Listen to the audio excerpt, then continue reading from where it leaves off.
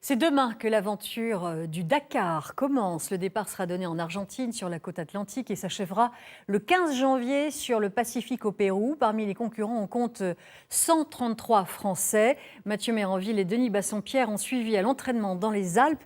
La seule femme à faire le Dakar en quad. À la voir s'entraîner dans les paysages du Mont Blanc, difficile à croire, mais Camélia Liparotti se prépare bien à affronter les dunes du Dakar au guidon de son quad. Elle est la seule femme dans cette spécialité. Les hommes, je pense, ont du respect pour les femmes qui font de la moto ou du quad. Nous faisons les mêmes pistes qu'eux. Donc je pense qu'il y a plutôt du respect que d'ambiance macho. Non, je dis non.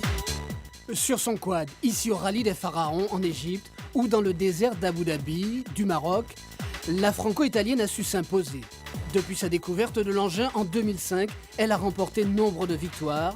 Mais sportive dans l'âme, Camélia Liparotti sait parfois s'arrêter pour sa passion et son métier, la photo.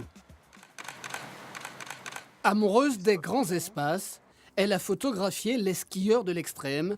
Elle a aussi escaladé les sommets du Mont Blanc, du Tibet et fait partie d'une expédition au Groenland. Il y a beaucoup de sensations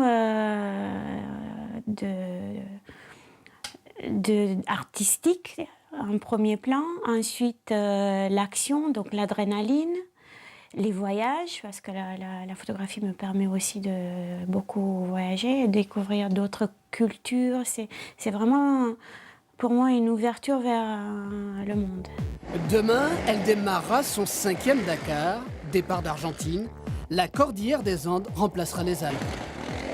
J'essaie de prendre un peu l'esprit de la montagne, la force, la grandeur, et l'amener dans le désert. C'est quoi tes ambitions là, cette année?